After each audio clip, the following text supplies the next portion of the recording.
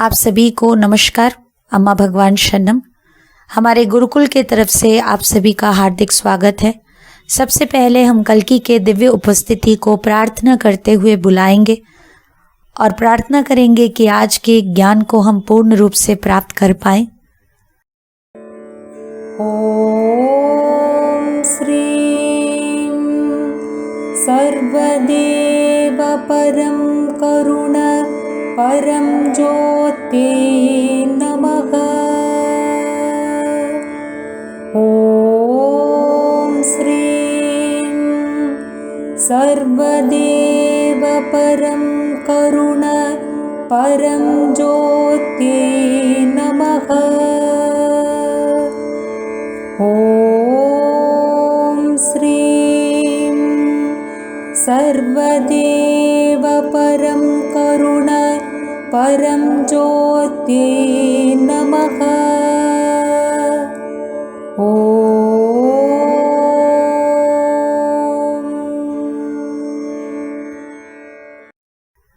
धीरे से आंखें खोलिए।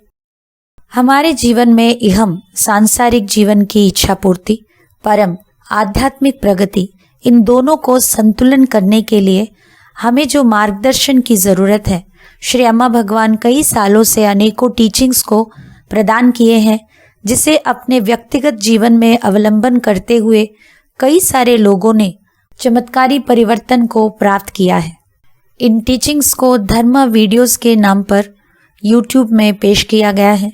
उनमें से आज हम देखेंगे कल्कि धर्म 71 वीडियो में जो टीचिंग्स है। चलिए उसे अभी देखेंगे। हर दिन पूरे विश्व में श्री कल्कि के द्वारा कई सारे चमत्कार घट रहे हैं। चमत्कार प्राकृतिक सिद्धांत का विरुद्धाचरण नहीं करते, वो उच्च सिद्धांतों के अनुयायी होते हैं। चमत्कार के उद्देश्य है आपके मन के चंगुल से आपको मुक्त करना। वैसे भौतिक चमत्कारों में एक चमत्कार आपको यहाँ पर हम दिखा रहे हैं। श्री अम्मा भगवान के श्रीमूर्ति से शहद आ रहा है वरयज्ञ के प्रोसेस के बाद। यहाँ आप देख सकते हैं।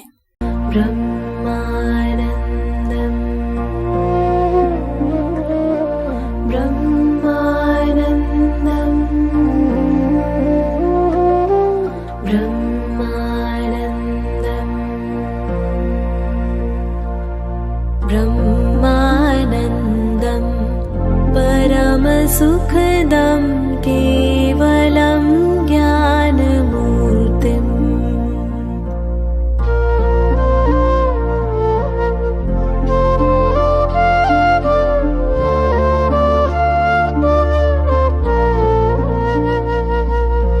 द्वन्द्वातीतं गगनसदृशं तत्त्वमस्यादिलक्ष्यम्।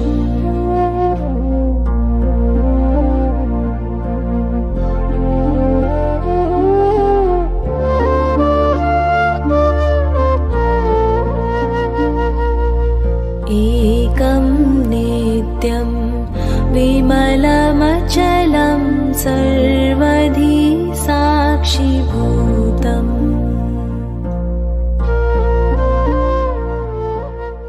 मुक्ति अध्याय में आज हम देखेंगे मुक्ति मोक्षा दर्शन मुक्ति के बारे में श्री भगवान जी ने हमें क्या ज्ञान प्रदान किया। Say Ramanuja's followers. Now these people, their argument is this thing. You're going back to zero. You could have been zero only, isn't it? Why did you come out of zero? So he prefers to move in the direction of infinity. That's why Ramanuja said, no, Nirguna Brahman is zero, and Saguna Brahman is infinity. So this is full of qualities. So Adi Shankara and the Buddha are more about Nirguna Brahman. Of course, it does not even use the word Nirguna Brahman, Buddha. And whereas Ramanuja speaks about Saguna Brahman, all the wonderful qualities. So, all great qualities. Of course, it happens for him, of course. That's God, Vishnu is there, full of qualities, and he becomes one with Vishnu. So, that's why it is qualified non-dualism. It's Advaita nevertheless, but it's special. not Nirguna, Saguna. Therefore, it is Visishta Advaita. अनुवाद सुनेंगे। रामानुजा के अनुगामी बहस करते हैं कि आपको शून्य में चले जाना है, क्योंकि आप शून्य से ही शुरू किए हैं, तो आप शून्य ही रह जाएंगे। तो वो शून्य से आप बाहर क्यों आ रहे हो? उनके फिलॉसफी में वो ज्यादा अनंतता के और बढ़ना चाहते हैं। इसीलिए रामानुजाचार्य ने निर्गुण ब्रह्मन को शून्य बताया, सगुण ब्रह्मन को अनंतता, जहां पर ईश्वर के कई सारे गुण भी वहां पर भरे हुए हैं। आदि शंकराचार्य, गौतम बुद्धा निर्गुण ब्रह्मन के बारे में बात किए हैं। वो निर्गुण ब्रह्मन का शब्द उपयोग नहीं किए हैं, किंतु रामानुजाचार्य जब बात करते हैं तो वो सगुण ब्रह्मन, सभी विशेष गुण उनके लिए उनके विष्णु भगवान ईश्वर थे और विष्णु भगवान के साथ वो एक हो गए थे, किंतु वो अपने भगवान को विशिष्ट अद्वैत के रूप में प्राप्त किए और उन्होंने वही मार्ग सभी को दिखाया। विशिष्ट अद्वैत, अद्वैत है किंतु विशेष इसलिए क्योंकि वहां निर्गुण नहीं सगुण है, मतलब सगुण विशिष्ट अद्वैत। अभी हम आगे बढ़ेंगे, टाइमलेस इनसाइट्स को देखेंगे। जब आप अपने जीवन में सक्रिय रूप से मग्न होते हैं, आपके भीतर भावात्मक परिवर्तन आता है। ये जीवन बहुत ही सहज है। आपने जन्म लिया, आप स्कूल गए, आपने पढ़ाई किया, जॉब किया, बिजनेस किया, धन प्राप्ति किया, आप किसी को प्रेम करने लगे, विवाह किया, संतान प्राप्त किया, आपने कुछ अच्छा नाम कमाने की कोशिश में बहुत कुछ किया। जीवन के उत्तान पतन में आपने बहुत कुछ देखा। इस जीवन में आप बहुत कुछ किए, जैसे कि आपने बहुत सारा भोजन किया, बहुत सारे सुख का लाभ उठाया, दूसरों को भी आपने मदद किया और कभी कभार दूसरों के लिए आपने समस्या भी खड़ा किया। ये सब कुछ जीवन का हिस्सा है। एकत्व वननेस में हम छोटी छोटी बातों को समझाते हैं, जैसे कि जब आप खाना खाते हो, आपको पूरी तरह से खाना खाने के उस कार्य में मग्न होना चाहिए। वहां पर आपको फुली अलाइव होना चाहिए, जहां पर आप खाना खाने के बारे में पूर्ण रूप से सचेत है। जब आप अपने पत्नी या बच्चों के बारे में चिंतित हैं, तो आपको तीव्र रूप से सचेत होना होगा, आप चिंता उनके लिए कर रहे हैं करके। जब आपके मन में ईर्ष्या का भाव, क्रोध की भाव आ जाता है, तो उसके बारे में पूर्ण रूप से सचेत होना है। जो कुछ भी आपके भीतर चल रहा है या आपके साथ चल रहा है, उसके प्रति आपको पूर्ण रूप से सचेत होना है। क्या चल रहा है आपके भीतर वो महत्व नहीं, किंतु क्या महत्वपूर्ण है कि क्या आप उसके बारे में सचेत हो रहे हैं। आप छोटी छोटी बातों के बारे में सचेत होना शुरू कीजिए, जैसे कि श्वास प्रक्रिया, आपका चलना। आप अपने पत्नी को देख रहे हैं, पति को देख रहे हैं, बच्चों को देख रहे हैं, उस समय पर वो अवेयरनेस लाइए। आप अपने फीलिंग्स के बारे में अवेयर होने की कोशिश कीजिए। अपने भीतर संतृप्ति लाने के लिए सचेतन होने की कोशिश कीजिए। आपके साथ क्या चल रहा है उसके बारे में जानिए। छोटी छोटी चीजों को जब सचेतनता के साथ आप करते हैं, तो हम उसे कहते हैं कि जीवन के साथ मग्न होना, एंगेजिंग विथ लाइफ। छोटी छोटी चीजों को हमें सचेत होकर करना चाहिए। यही चीज एकत्व वननेस में सिखाया जाता है। जैसे जैसे आप ये सारे चीजों को इंटेंस अवेयरनेस के साथ करना शुरू करते हैं, तो इमोशनल शिफ्ट आप अनुभव करेंगे। आपके भीतर भावात्मक परिवर्तन होता है, जहां पर बहुत बड़ी बड़ी चीजें आपके साथ होने लगता है। इसीलिए आपको दैनंदिन जीवन के सरल और प्रैक्टिकल चीजों के ऊपर ध्यान देना चाहिए। बाकी सब अपने आप होने लगेगा। बाकी सारी चीजें जिसके बारे में वननेस में बात किया जाता है, वो सब कुछ होना शुरू होगा जब आप सचेतनता के साथ सभी काम करने की कोशिश करेंगे। किंतु आज आपके साथ ये हो रहा है कि आप हमेशा कुछ और पाने की अभिलाषा में आज जो भी आपके साथ हो रहा है आप उसे एंजॉय नहीं करते, आप अपने एंजॉयमेंट को पोस्टपोन करते रहते हैं, जिसकी वजह से आप अपने लाइफ में डिसएंगेज होते रहते हैं। आप मग्न होना, सचेत होना आप पीछे छोड़ जाते हैं।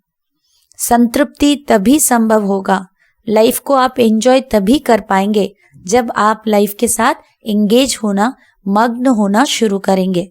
अभी हम श्री भगवान जी के और एक टीचिंग देखेंगे। जब आप उपलब्ध करते हैं कि अन्य कोई दोषी नहीं है, क्षमा जन्म लेता है। क्षमा करने की अर्थ ये नहीं है कि आप क्षमा कर रहे हैं। जब आप ये शब्द उपयोग करते हैं, इसका अर्थ है कि जो व्यक्ति आपको आघात दिए हैं, आप रियलाइज करने लगते हैं कि वो व्यक्ति उसके लिए रिस्पॉन्सिबल, दायी नहीं है। जब आप रियलाइज करते हैं तो आपके अंदर अपने आप फॉरगिवनेस, क्षमा की भाव उत्पन्न होता है, किंतु आप क्षमा नहीं करते हैं। जब आप रियलाइज करते हैं कि हाँ, वो व्यक्ति जैसे भी है या जो भी बात किए हैं उसके लिए वो खुद रिस्पॉन्सिबल नहीं है। कोई आपको हर्ट करे और आप उस पेन में, उस दर्द में रहते हुए, उससे पलायन ना करते हुए पूर्ण रूप से उस दुख को अनुभव करना है, तब अचानक आप रियलाइज करने लगेंगे कि सामने वाले व्यक्ति रिस्पॉन्सिबल नहीं है। और ये होने के लिए ज़्यादा समय या प्रयत्न की ज़रूरत भी नहीं है। मान लीजिए एक रूम में एक सांप है और उसके लिए आप बहुत डरे हुए हैं क्योंकि वहाँ अंधकार है। तो अचानक कोई गए और उन्होंने लाइट ऑन किया तो आपने देखा कि वो सांप नहीं था, वो तो रस्सी है। तुरंत ही आपका डर गायब हो गया। इसके लिए समय या प्रयत्न की जरूरत नहीं पड़ा। ठीक वैसे ही जब आप पूर्ण रूप से आपके मानसिक दुख को अनुभव करेंगे, तब समय, प्रयत्न की जरूरत नहीं पड़ता। क्षमा अपने आप हो जाता है, किंतु आप क्षमा नहीं करते हैं, बल्कि क्षमा आपके साथ होता है। ये टीचिंग को जब आप अप्लाई करेंगे और करेंगे इसको सिंसियरली, तभी आप इस बात का अर्थ क्या है समझ पाएंगे। आप किसी को भी क्षमा नहीं कर सकते क्योंकि हम क्षमा करने में असमर्थ हैं। अगर हम किसी को क्षमा नहीं कर रहे हैं तो हमें ये बात को भी देखना होगा कि कैसे हमारा क्षति हम खुद कर रहे हैं। यहाँ पर एक बात याद रखिए, किसी को क्षमा करना उनके लिए नहीं बल्कि अपने भलाई के लिए हमें करना होगा। क्योंकि हमारे जीवन में जितने भी समस्याएं हम सम्मुखीन हो रहे हैं, ये सारी समस्याएं हमारे मन के आघात की वजह से आ रहा है। हमारे भीतर जो भी हर्ट है वही बाहर एक समस्या का रूप धारण कर रहा है। अभी हम आगे बढ़ेंगे अगले टीचिंग में। स्वामित्व भाव प्यार को दबा देता है। पहले हमको ये समझना है कि अटैचमेंट, पोजीशन, प्यार के नाम पर हम करते रहते हैं जिसे हम प्यार नहीं है करके समझना है। जैसे आप अपने घर में फर्नीचर को यूज करते हैं, वैसे आप लोगों को यूज करना चाहते हैं। लोगों को आप अपना बना के उनको केवल अपने तक सीमित रखना चाहते हैं। जैसे आपने फर्नीचर या आपके घर के सामान को अपना बना लिया, वैसे ही हर किसी के अंदर दूसरों को केवल अपने तक सीमित रखने की इच्छा होता है। तो तब जाकर वो समझते हैं कि तुम मुझे प्यार करते हो। प्यार का परिभाषा सही में क्या है लोग नहीं समझते, मगर लोगों को लगता है तुम भी मेरे जैसे इच्छा रखते हो, उसका मतलब तुम मुझे प्यार करते हो। मेरे जैसे तुम्हारा भी टेस्ट है, हाँ तुम मुझे प्यार करते हो। मैं जो चीजों को पसंद करता हूं या करती हूं, तुम भी वही पसंद करते हो, इसका मतलब तुम मुझे प्यार करते हो। बस मुझे ही प्यार करते हो और मैं चाहता या चाहती कि आप मुझे ही प्यार करते रहना और किसी को मत करना इस दुनिया में। किंतु हमें ये बात अच्छी तरह से समझना होगा, दुर्भाग्य के रूप से अगर कोई भी व्यक्ति केवल आप ही को प्यार कर रहे हैं, किसी और को नहीं, उसका मतलब वो प्रेम करने के लिए असमर्थ है, क्योंकि वो आपके साथ अभिनय कर रहे हैं। वो नहीं चलेगा। अगर कोई अपने माँ से प्यार नहीं करते तो वो कैसे अपने पत्नी से प्यार कर पाएंगे? अगर कोई अपने पिताजी से प्यार नहीं कर पा रहे हैं तो वो कैसे अपने पति को प्यार कर सकते हैं? बड़ी दुख की बात यह है कि आज के परिवार में हर कोई एक दूसरे के ऊपर स्वामित्व का भाव बयान करते हुए वो दूसरों को बताना चाहते हैं, ना, नहीं, तुम किसी और से प्यार नहीं कर सकते, तुम तुम्हारे माता पिता को भी इतना प्यार नहीं कर सकते, तुम केवल मेरे हो, मुझे ही प्यार करना चाहिए। मगर हमें यहाँ पर जीवन के कुछ कड़वे सच को सामना करना होगा। अगर आपके पत्नी उनके पिताजी को प्यार नहीं कर पा रहे हैं, जिनका ध्यान उन्होंने इतने साल तक रखा है, क्या वैसे व्यक्ति आपको प्यार कर सकते हैं? कदापि नहीं। अगर आपके पति उनके माँ को प्यार नहीं कर पा रहे हैं, जिन्होंने उनको पाला पोसा बड़ा किया, तो वो व्यक्ति आपको प्यार कर रहे हैं, क्या वो सच है? कभी जिंदगी में आपको ऐसा एक व्यक्ति मिले जो बता रहे हैं किसी से भी वो प्यार नहीं करते और आपसे मात्र करते हैं, ये आपके लिए कोई एडवांटेज नहीं है। जब आप सच को सामना करेंगे, देखेंगे कि कैसे ये प्रेम के नाम पर एक धब्बा है। जब कोई भी व्यक्ति स्वामित्व के भाव के साथ काम करते हैं तो वो दूसरे व्यक्ति के अंदर की नेगेटिव साइड को ट्रिगर करते हैं। दूसरे व्यक्ति में जो भी नकारात्मक पार्श्व है उसे उत्तेजित करते हैं और सामने वाले व्यक्ति उस स्वामित्व भाव जो भी व्यक्त कर रहे हैं प्रेम के नाम पर, वो उनसे भागना चाहते हैं, वो उससे तोड़ना चाहते हैं, वो उससे बाहर आना चाहते हैं, क्योंकि आप बार बार मेरे हो या मेरा है, ये सब बस तुम्हारे लिए कर रहा हूँ। वहां पर सच तो ये है कि वो दूसरे के लिए नहीं बल्कि अपने आप के लिए कर रहे हैं। सामने वाले व्यक्ति को वो गला दबाने के जैसे लगता है और वहां से वो भागना चाहेंगे, वो आपसे दूर होना चाहेंगे, वो कोशिश करेंगे कि कैसे आपके इस प्रेम के नाम पर जो भी पॉजिटिवनेस है उससे वो कैसे बाहर निकले।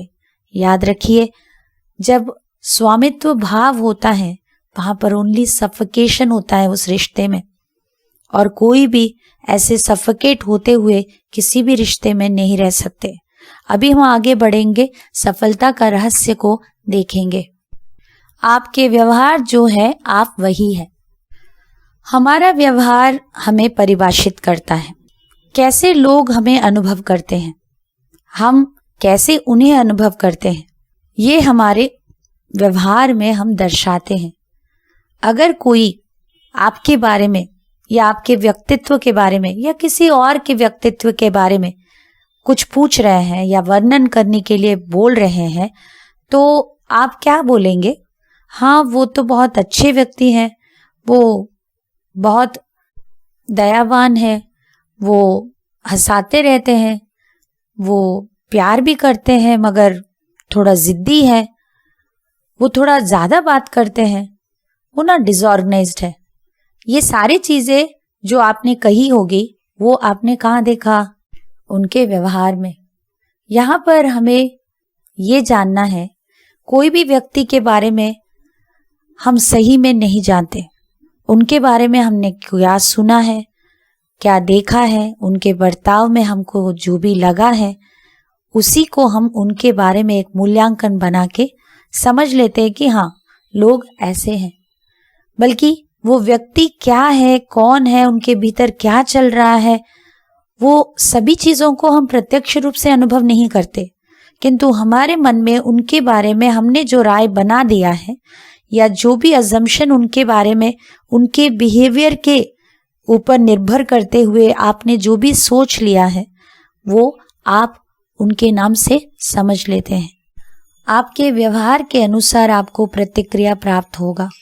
आप एक अलग तरीके से बर्ताव करते हैं तो आपको एक अलग प्रकार के प्रतिक्रिया प्राप्त होता है। आपके व्यवहार ऐसा होना चाहिए जहां पर लोग उसे पसंद करके सम्मान करने लगेंगे। आप अगर अलग तरीके से करेंगे तो वो नहीं होगा। जब इस मौलिक सत्य को हम सभी समझ लेंगे, कैसे हम एक दूसरे से जुड़े हुए हैं, लोगों के प्रतिक्रियाओं में भी देखने लगेंगे और समझ जाएंगे कि हमें कैसे प्रतिक्रिया चाहिए तो वैसे व्यवहार करना होगा।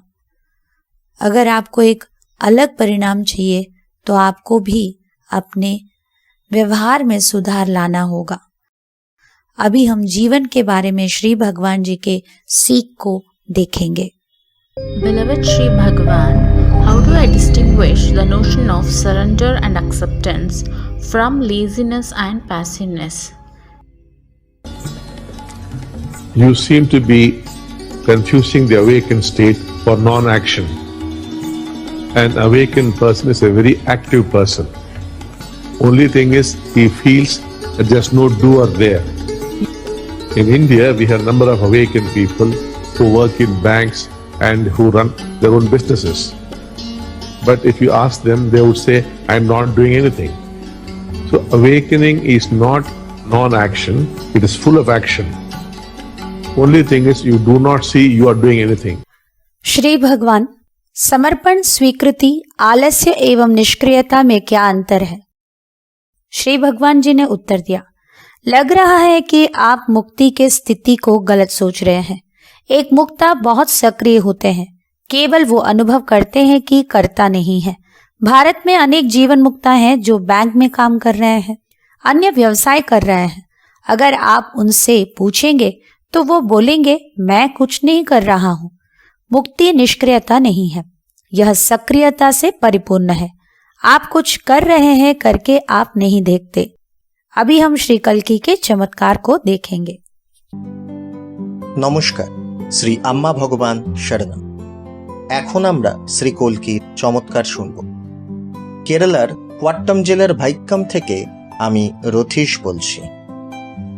বিগত 7 বছর যাবৎ আমি ভগবত ধর্মের সাথে যুক্ত আছি। শ্রী কল্কির আশীর্বাদে আমার জীবনে অনেক অনেক চমৎকার ঘটেছে। তিনি আমাকে অতুলনীয় স্বাস্থ্য ও ঐশ্বর্য উপহার দিয়েছেন। আম্মা ভগবান দৈব চিকিৎসক রূপে আমার মেয়ের জীবন রক্ষা করেছিলেন। অ্যাপেন্ডিসাইটিস গুরুতর রূপ ধারণ করায় তার শারীরিক সমস্যা অত্যন্ত জটিল হয়ে উঠেছিল। শ্রী কল্কি তাকে দ্রুত আরোগ্য প্রদান করেন। সে এখন সম্পূর্ণ সুস্থ। শ্রী কল্কিকে আমার অসংখ্য ধন্যবাদ। তার আশীর্বাদে আমি একটি বিলাসবহুল বড় বাড়িতে বসবাস করতে পারছি। গৃহ নির্মাণের শুরুতে আমি খুবই উদ্বিগ্ন ছিলাম। কিভাবে একা সমস্ত কাজের তদারকি করব, আমাদের ইচ্ছা অনুযায়ী সঠিক নির্মাণ সঠিক সময়ে শেষ হবে কিনা ইত্যাদি বিষয়ে আমি অত্যন্ত চিন্তিত ছিলাম। কিন্তু প্রিয় শ্রী কল্কি দৈব নির্মাতা রূপে দ্রুত কাজ সমাপ্ত করে আমাদের সুন্দর বাড়ি উপহার দিয়েছিলেন। আমার স্ত্রী কুয়েতের সরকারি হাসপাতালের একজন নার্স। চাকরির শুরুতে তার বেতন অনিয়মিত ছিল। সহস্রনাম যজ্ঞে অংশ নিয়ে আমি তার বকেয়া বেতন দ্রুত মঞ্জুর হওয়ার প্রার্থনা করেছিলাম। যজ্ঞে অংশ নিয়ে বাড়ি ফিরে আসার আগেই চমৎকারিকভাবে আমার স্ত্রী তার প্রাপ্য বেতন পেয়ে গিয়েছিলেন। বিবাহের 13 বছর অতিক্রান্ত হলেও আমার স্ত্রী কুয়েতে থাকেন এবং আমি মেয়েকে নিয়ে কেরলে। আমাদের একসাথে থাকার প্রবল ইচ্ছা সত্ত্বেও বিভিন্ন প্রতিবন্ধকতার সম্মুখীন হতে হচ্ছিল। আমার স্ত্রী ব্রিটেনে চাকরি পাওয়ার উদ্দেশ্যে বারবার ওইটি পরীক্ষাতে বসলেও প্রতিবারই ব্যর্থ হচ্ছিলেন। সম্প্রতি নবগ্রহ যজ্ঞে আমরা একসঙ্গে প্রার্থনা করার পরপরই শ্রী কল্কির আশীর্বাদে তিনি সংশ্লিষ্ট পরীক্ষায় উত্তীর্ণ হয়েছেন। আমরা খুব শীঘ্রই একসাথে ব্রিটেনে বসবাস করতে পারব। প্রিয় শ্রী কল্কিকে আমাদের অনন্ত কোটি ধন্যবাদ ও সকৃতজ্ঞ প্রণাম নিবেদন করি। चमत्कारों को जब हम अपने जीवन में कृतज्ञता के साथ किसी के साथ शेयर करते हैं तो वो और भी हमारे जीवन में बढ़ जाता है। दिव्य आशीर्वाद हम सभी के जीवन में है। क्या हम उसे पहचान पा रहे हैं? पहचान कर कृतज्ञता व्यक्त कर पा रहे हैं? क्योंकि कृतज्ञता हमारे जीवन का एक नींव है। इसे दृढ़ करते जाइए। सभी आंखें बंद रखते हुए आपने आज जो भी टीचिंग्स सुना है उस ज्ञान को अपने भीतर अंतर्गत करते हुए मनन करेंगे, कॉन्टेम्पलेट कीजिए।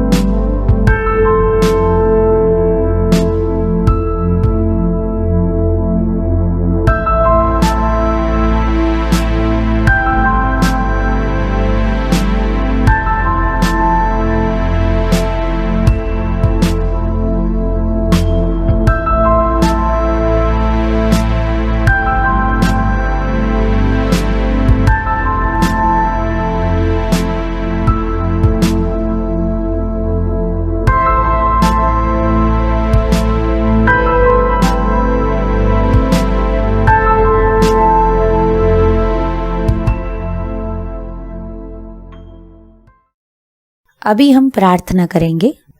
कल्कि से निवेदन कीजिए कि टीचिंग्स आपके लिए एक रियलिटी बन जाना है, अपने लिए वास्तविक अनुभूति बनना है करके प्रार्थना कीजिए। ॐ श्रीं सर्वदेव परं करुण परं ज्योते नमः। ॐ श्रीं सर्वदेव परं करुण परं ज्योते नमः। ॐ श्रीं सर्वदेव परं करुण परं ज्योते नमः।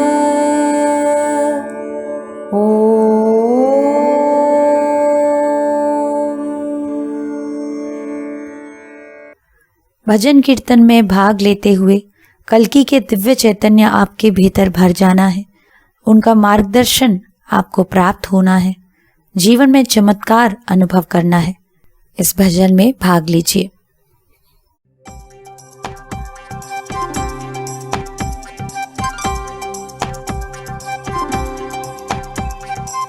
ಆಲಿಸೆಮ್ಮಮ್ಮ ಮುದ್ದು ಶಾರದೆ ಎನ್ನ ನಾಲಿಗೆಯೊಳು ನಿಲ್ಲಬಾರದೆ.